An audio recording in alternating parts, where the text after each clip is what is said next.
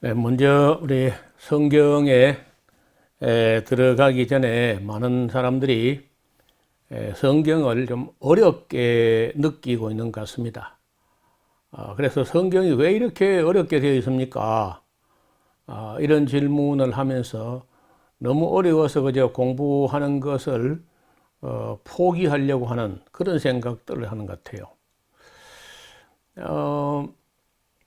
뭐 이 성경은 그렇게 어려운 책은 아닌데, 또 그렇다고 뭐 그렇게 아무나 읽어서 쉽게 그렇게 그 기록된 원 목적대로 이해된다든지 하는 것도 아닌 것 같습니다. 그래서 사람마다 이제 다를 수 있지만은 대체로 봐서는요, 제가 경험을 뭐 저는 보통 사람이니까 이 제 경험을 보면은 상당히 오래 걸린 것 같습니다. 성경이 창세기부터 계시록까지 원만하게 이해되고, 또 다른 사람들에게 창세기부터 계시록까지를 설명할 수 있게 되는 데까지는 상당한 시간이 흘렀습니다. 뭐 신학을 하고도 그래도 이제 어렵고, 목사가 된 후에도 그때 다 정리가 안 된 채 목사가 됐어요. 뭐 그것은 저만 아니고 대부분 목사들이 다 같은 경험을 했을 텐데, 그래서 이제 어떻든 내가 남을 가르치기 전에 내 자신이 먼저 이 66권을 막힘이 없이 다 알아야만 다른 사람을 가르칠 수 있을 게 아니냐. 그래서 저는 뭐 목회자니까 목회도 잘 하고 싶고, 또 교회도 뭐 성경 했으면 좋겠고, 여러 가지 뭐 일반 사람이 가지는 그런 바람이 다 있었지만은, 일단 뭐 중요한 것은 먼저 내 자신이 이 성경을 온전히 좀 알아야 되는 거죠. 그게 안 된 상태에서 뭐 남을 가르친다는 거는 그거는 뭐 안 되는 거라. 그래서 정말 교회도 교회지만은 가장 우선시하는 것이 내 자신이 성경을 바르게, 그리고 전체로 알아야 되겠다. 그런 열심은 글쎄요, 뭐 그 장담할 수 없지만은 누구 못지않게 정말 성경을 알고 싶어서 애를 태우고 또 나름대로 또 노력도 하고 그랬습니다. 그래 하다 보니까 그 어려웠던 이유가 하나씩 이제 정리가 되고 해결되고, 또 어려웠던 이유가 또 이제 밝혀지고 또 해소되고, 이제 이렇게 하면서 근 한 15년 정도 성경 연구에 올인하다시피 했는데, 한 15년 정도 걸려서 요한계시록까지 그런 대로 정리가 되더라고요. 뭐 근데 여러분 이제 그렇게까지 할 필요 없습니다. 제가 이 닦아놓은 그 코스가 있으니까 이대로 하면은 굉장히 빠르게 성경을 이해할 수 있게 될 겁니다. 그래서 오늘 그동안 이제 여러분 질문, 성경을 왜 이렇게 어렵게 되어 있느냐고 그런 질문 하는데, 또 왜 그렇게 어려웠는지 그런 점들을 미리 이야기하는 게 좋을 것 같아요. 그래야 이제 염두에 두고 또 그런 점을 보완하고 준비하고 이렇게 할 테니까요. 자, 첫째, 성경이 왜 어려웠느냐? 시간적으로 볼 때 큰 간격이 있죠. 지금 우리가 사는 이 시대하고 오경, 그러니까 우리가 창세기부터 신명기까지 기록된 그런 시대, 다시 말해서 모세 시대로 돌아간다 할지라도 3,400년 전입니다. 지금으로부터. 그리고 그 맨 뒤에 기록한 요한계시록을 두고 말해도 2000년 전에 기록되거든요. 그러니까 3,400년 전 혹은 2000년 전에 기록한 책이 지금 우리가 읽어서 쉽다면 오히려 이상한 거죠.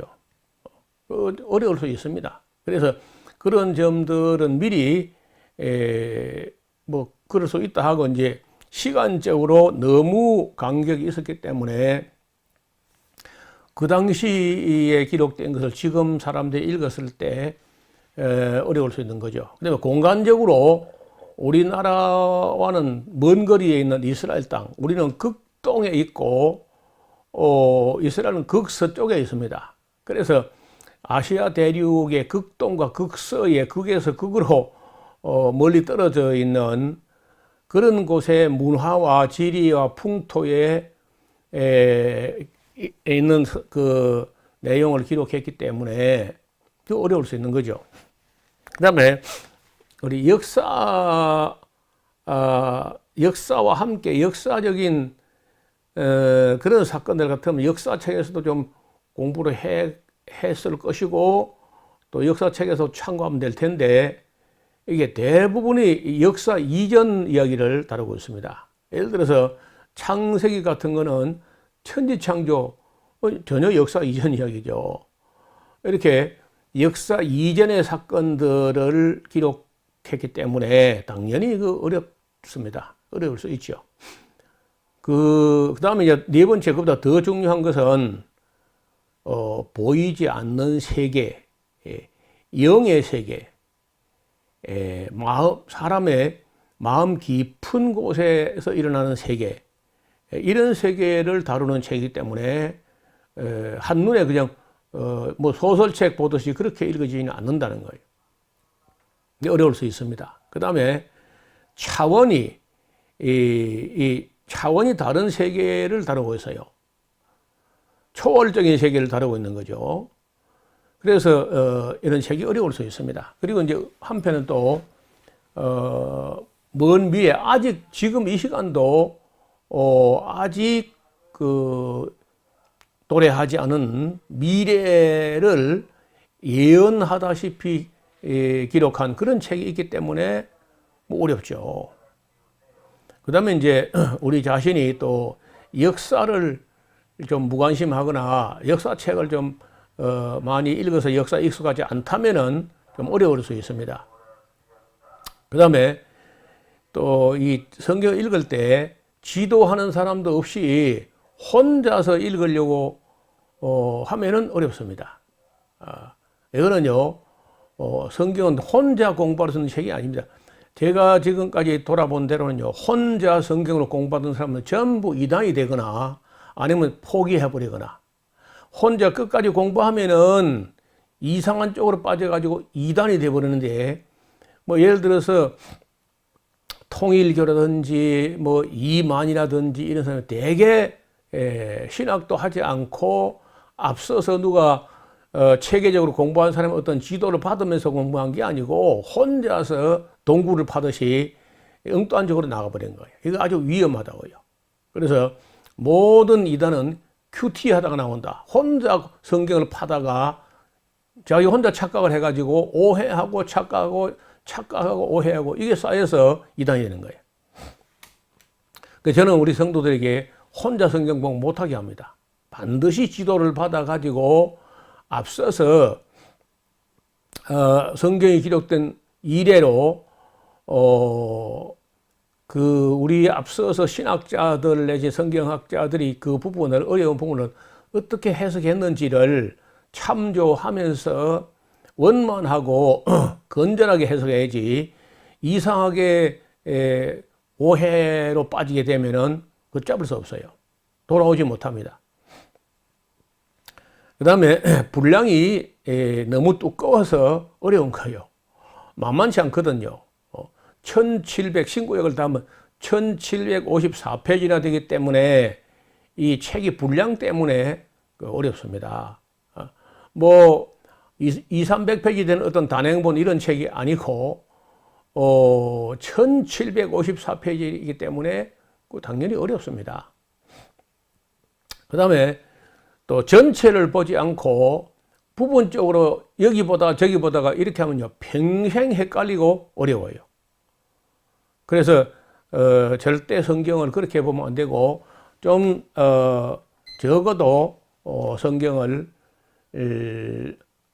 전체로 공부하려고 마음을 먹었다면은 참고서도 필요하고 지도하는 교사도 필요해요. 그래서 가장 잘 정리된 성경 개론, 신약 개론, 구약 개론 이런 개론적인 총론적인 그런 책이 들어 있으니까 그걸 이제 읽고 나서 그걸 준비하고 나서 성경 한 권 한 권 또 읽어가야 돼요. 예를 들어서 창세기 같으면은 창세기라는 책이 언제 어디서 누가 누구에게 무엇을 어떻게 왜 이렇게 하면요 6하 원칙이 아니고 7하 원칙이야. 다른 책은 6하 원칙이면 되는데 성경은 7하 원칙.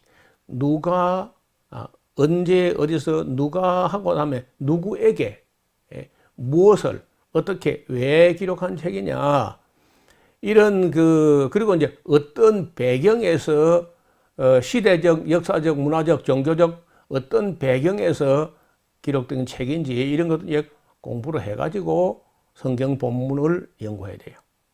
그 다음에 또 이걸 성경을 단숨에 보는 게 제일 좋은데 워낙 분량인 만큼 이걸 단숨에 보기 어렵습니다. 그래서 읽다가 말다가 자다가 졸다가 읽다가 말다가 자다가 졸다가 이런 식으로 하면은요 평생을 성경을 실험해도 이게 안 뚫립니다. 안 열리고 안 뚫리고 안 보이고 안 믿어지고 뭐 헷갈리고 졸리고 이렇게 하기 때문에 어려울 수 있어요. 그래서 우리가 개발한 게 이제 에스라 성경 강좌는 일단 4박 5일 동안에 창세기부터 계시록까지를 한눈에 볼 수 있도록 숲을 보듯이 아주 뭐 그 우주선이나 아니면 헬기를 타고 높은 데 올라가서 그 지역 이 끝에서 저 끝까지 한눈에 쫙 이렇게 새가 내려다 보듯이 그 조감도라 그러죠. 조감도. 새가 내려다 보듯이 이렇게 전체를 보는 그런 훈련을 해야 돼요. 그래서 이제 그 개발해서 우리가 창세기부터 계시록까지 강의하는 걸 340회 넘어 해왔습니다. 저는 40년 동안에 340회 넘어 4박 5일 동안에 창세기부터 계시록까지를 한눈에 볼 수 있도록 이렇게 하는 그런 집회를 340여 회 해왔는데 아마 수료생들이 거의 아마 한 8만 명 정도 수료했을 것이고 그 중에 목회자가 한 15,000명 정도가 이 코스를 수료했습니다. 단숨에 4박 5일 동안에 다 보거든. 그러니까 다시 말하면 월요일 날 읽어서 아직도 기억에 생생한 게 계시록 끝날 때까지 금요일 날 계시록 끝날 때까지 머리에 다 남아 있을 때 끝장을 봐야 돼요. 이렇게 단숨에 전체로 보는 게 굉장히 중요합니다.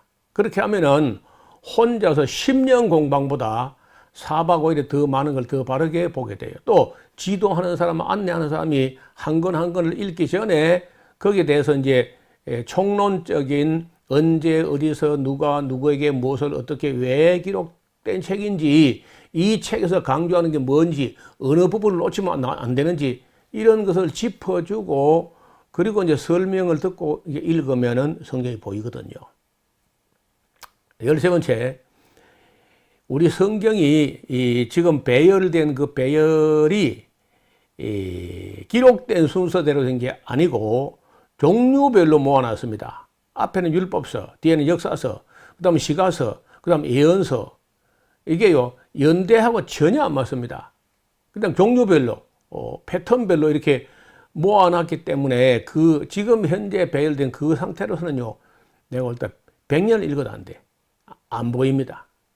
그걸 다 연결해서 스토리텔링을 할 수 있도록 성경을 이해하려면요, 그렇게 해서 안 되고 반드시 다시 연대기 순으로 재구성해서 역사서를 읽어 나가다가 그 역사 그 시점 그 즈음에 어떤 예언자가 나타나서 무슨 예언을 했는데 그때 배경이 어떠했기 때문에 그런 예언자가 그런 메시지를 이게 전했는가 하는 것을 볼 수 있어 가지고 그렇게 해서 연대기 순으로 재구성하게 되면은 스토리텔링이 돼요.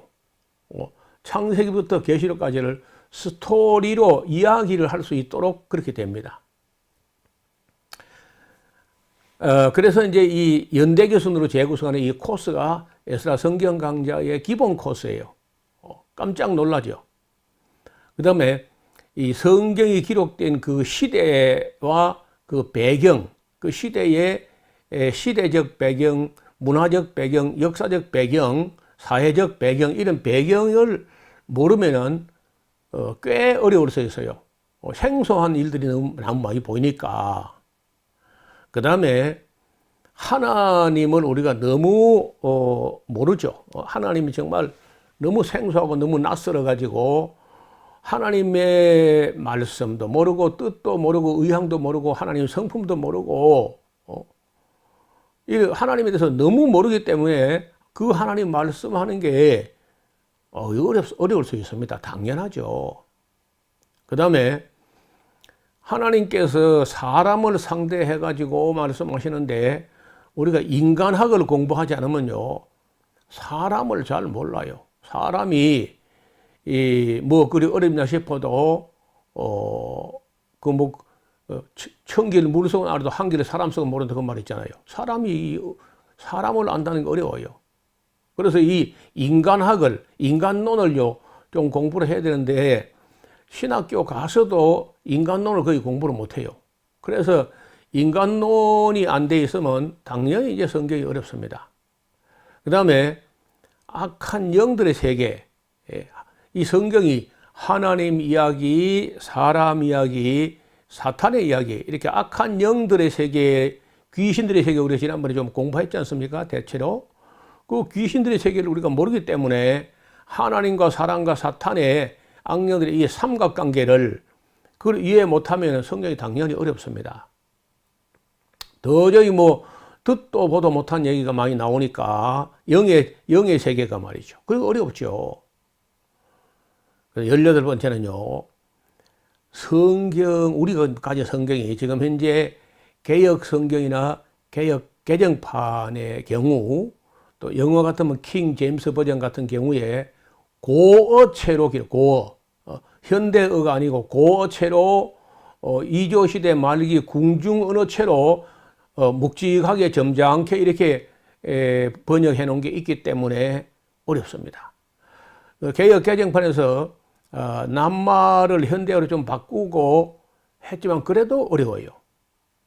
제가 볼 때는 그 숫자라도 좀 아라비아 숫자로 좀 바꿨으면 좀 쉽겠는데 기아이 그저 수치를 한글 글자로 나는 그것도 어렵다고 봐요. 그 다음에 이제 뭐 도량형, 무게 단위, 길이 단위, 부피 단위 이런 그 도량형이 우리가 쓰는 거하고 다르기 때문에 미터법하고 다르기 때문에 어렵습니다. 우리가 뭐 그 야드 파운드법이라고는 미국 사람들, 영국 사람들이 쓰는 그것만 해도 어렵잖아요. 1파운드 몇 그램인지 우리가 암기하면 좋은데 어렵다는 거죠. 그래서 도량형이 전혀 다르기 때문에 어렵고 화폐 단위도 다르고 이게 모든 단위가 다르기 때문에 그래서 이제 이해가 안 될 수가 있어요. 그 다음에 성경은 재미가 없는 책이어서 어렵다. 목사님, 왜 책이 재미가 없습니까? 재미로 보려면 만화책을 봐야지. 성경은 재미로 읽으라고 준 책이 아니고 의미를 읽어야 돼요. 재미 말고 의미. 그래서 어린 애들은 재미를 찾지 어른이 되면 이제 의미를 읽어서 그 안에 흐르는 그 안에서 비쳐나오는 하나님의 뜻을 헤아려 가는 그런 책이기 때문에 재미로 읽으려고 하면 성경 정말 재미없는 책일 수 있습니다. 그리고 당연히 어렵죠. 그 다음에 성경이 일관성 있는 한 장르가 아니고 장르가 여러 패턴이에요. 예를 들어서 율법서란 책이 있어요. 율법서. 여러분 아시는 대로 율법 하면 벌써 딱딱하잖아요. 그래서 뭐 레위기 같은 책은요 아무든지나 읽어서 재미없다 그럽니다. 딱딱하고. 그 율법만 있는 게 아니고 또 역사가 있는데 이 우리나라 역사도 아니고 그 뭐 이스라엘 중심으로 중근동의 역사이기 때문에 이게 어렵다는 거죠. 그 역사뿐 아니라 시가서가 있어요. 그 시가서 중에서도 제가 저 같은 사람에게도 제일 어려운 책이 있다면 시편 같습니다. 여러분 현대인들의 시를 한번 읽어봐요. 그 시가 이해가 잘 되는지.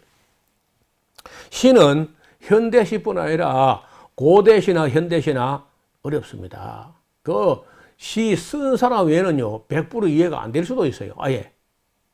그래서 구약 성경에서 제일 두껍고 페이지가 많은 책이 시편인데 그런 시편 같은 거 읽으면 거의 알기 어렵습니다. 그래서 이제 장르가 그래서 이제 율법서가 있고 역사서가 있고 시가서가 있고 예언서가 있어요. 예언서. 예언서는 예언자가 나타났을 때 그 시대 배경도 보여야 되고 또 예언자가 예언하는 그 미래 세계도 역사와 함께 이미 성취되고 이루어진 역사인지 지금 이루어지고 있는 역사인지 혹은 미래에 이루어질 역사인지 미래도 가까운 미래인지 먼 미래인지 아예 종말인지 아니면 혹시 내세나 천년왕국도 이루어진다는 말인지 뭐 이런 걸 구분 못하면 예언서가 정말 어렵죠. 따라서 여러분 예언서는 일반 성도들뿐 아니라 목회자 뭐 신학자 성경학자 할 것 없이 예언서 다 어렵습니다. 그래서 이제 그런 어려운 책들을 혼자서 공부한다는 것은 굉장히 어려운 일이고 또 어렵다 못해 내가 볼 때 무모하다고 봐요. 예수님께서 제자를 보내실 때 그러므로 너희는 모든 족속에게로 가서 모든 민족으로 신자를 삼으라 한 게 아니고 제자를 삼으라. 제자를 삼아가지고 내가 너에게 분부한 모든 것 창세기부터 계시록까지를 가르쳐가지고 지키게 해라. 그래서 잘 가르치는 교사, 잘 가르치는 목사를 만난다는 것은 굉장히 중요합니다. 일생에. 왜냐하면 이 성경을 잘못 빼버리면요 큰일 날 수가 있어요. 뭐 영어 수학을 잘못 배워도 출세의 길이 막히는데 아니 성경을 잘못 배우면요 지옥 갈 수 있어요. 다른 책은 그래 안 하는데 성경 잘못 배워가 이단 사이비가 되면요 지옥 갈 수 있습니다. 그래서 좋은 교사, 좋은 목사를 만난다는 것은 우리 일생일대 가장 중요해요. 배우자 만나는 것보다 더 중요할 수 있어요. 배우자는 일생밖에 좌우하는 게 아닌데 이 목사는요 영생을 좌우한다고. 영원한 생명과 영원한 운명을 좌우하는 것이 이 목사를 만나는 것이기 때문에 배우자를 만나는 것이나 뭐 대학에서 교수 만나는 그런 수준이 아니야. 그만큼 성경을 바로 가르치는 목사를 만나야 되고 그런 교회를 찾아야 돼요. 그래서 이제 이 장르가 다양한데 그것도 다가 아닙니다. 구약 끝난 데서 신약까지는 그 사이에 또 간격이 또 있어. 신구약 중간사. 그러다가 이제 복음서가 4개가 있는데 이게 또 4개가 또요 똑같이 예수님을 이야기하는데 약간 다르게 이야기해요. 이 다른 건 어떻게 이해할 것인가. 그 다음에 이제 사도들의 선교 행적을 기록한 사도행전이라든지 서간문체, 편지체로 기록된 그런 편지인데 편지도 그 안에 있는 내용이 또 다양하게 들어있어요. 뭐 안부 편지 이런 게 아니라고. 기독교의 가장 심오한 그런 교리나 진리가 서신서, 서간문체, 편지에 들어있는데 편지가 뭐 그리 어렵지는 않을 수 있지만은 그러나 편지가 이게 일방통행이기 때문에 편지를 주고받은 사람들의 사연과 사정과 이런 정황을 모를 때 서간문체도 어려울 수 있습니다. 게다가 이제 요한계시록 같은 그런 계시 문학, 계시 문학적인 이런 기록은 뭐 당연히 또 어렵습니다. 지금까지 요한계시록 같은 경우에 루터도 감당을 못하고 포기했어요. 칼빈도 요한계시록 3장까지 해석하고 손을 들었습니다. 칼빈이 요한계시록 3장 이후는 솔직히 모르겠다고 손 떼버렸어요. 칼 바르트 같은 학자도 종말론을 정리하지 못한 채 돌아가셨습니다. 그리고 지금까지 뭐 종말론이나 요한계시록 책을 여러 사람이 써냈지만 읽어보면요, 이해도 못한 사람이 막 함부로 썼어, 다 대부분이.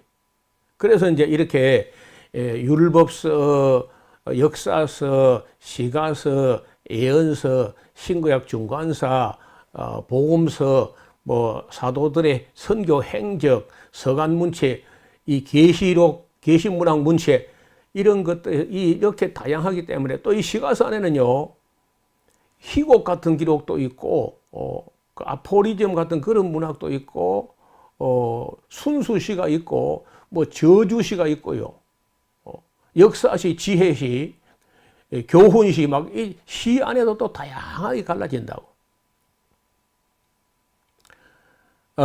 오페라도 있어, 오페라 같은 책도. 그러니까 이게 성경을 누가 지도하는 사람 없이 혼자 공부한다는 것은 무모한 일이고 위험하기도까지 해요, 심지어.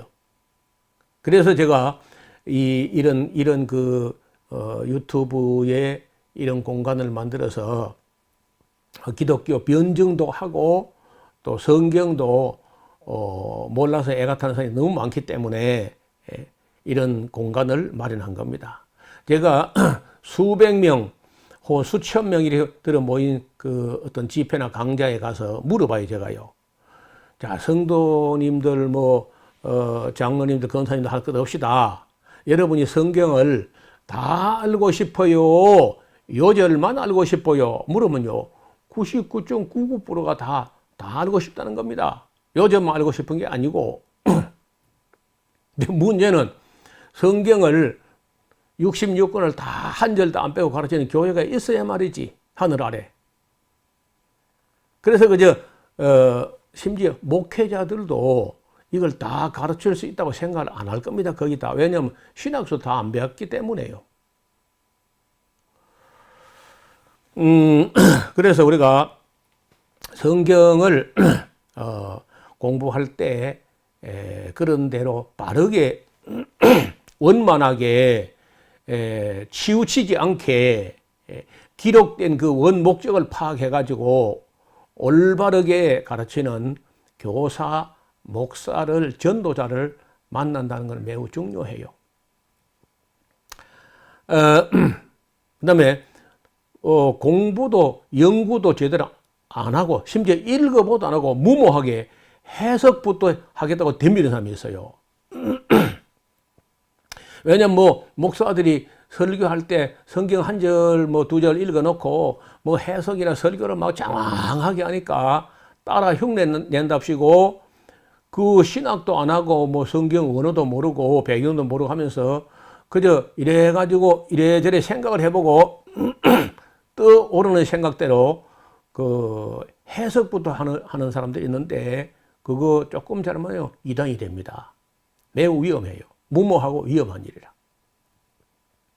그 다음에 아직은 처음이기 때문에 당연히 어려울 수 있습니다. 그러니까 어느 정도 성경을 공부를 해 가다 보면요, 하나씩 모르던 것이 알아지고 애매하던 것이 분명해지고 오해된 것이 이해되고 어렵던 것이 풀어지고 이제 이렇게 해서 재미가 붙을 만큼 시간과 정성을 쏟아 부어야 됩니다. 그래야 이제 66권이 이 창세기가 열려서 보이고 출애굽기가 보이고 야, 그 어렵고 딱딱 재미없던 레위기도 보이는구나, 야, 민수기가 흔히 이렇게 보이고 그리고 이제 신명기 할 것 없이 이렇게 이제 쭉 한 건 한 건 이제 보이기 시작하면은 제가 미리 약속드립니다. 너무 즐겁고 너무 감동이고 꿀과 송이 꿀보다 더 달도다 하는 거 전혀 거짓말이 아닙니다. 과장도 아니고 그 이상이야. 우리 영혼의 달기가 꿀 그 이상으로 달고 단 말씀으로 들려진다는 거예요. 그러면은 계시록까지 갑니다. 대개 그 경지까지 안 갔기 때문에 중간에 다 포기하는 거야. 다. 뭐 하루에 몇 장씩 썼다, 아니 읽었다, 뭐 아니면 이 붓으로 성경 썼다 써도 모릅니다. 10번 써도 몰라요. 문제는 성경을 안내하는 교사를 만나가지고 함께 공부를 해야 보이지, 혼자서 동굴을 파거나 혼자서 해석하면 그는 뭐 99%가 이단이 되거나 오해에 빠지거나 지쳐서 그만둬버리거나 이렇게 된다고.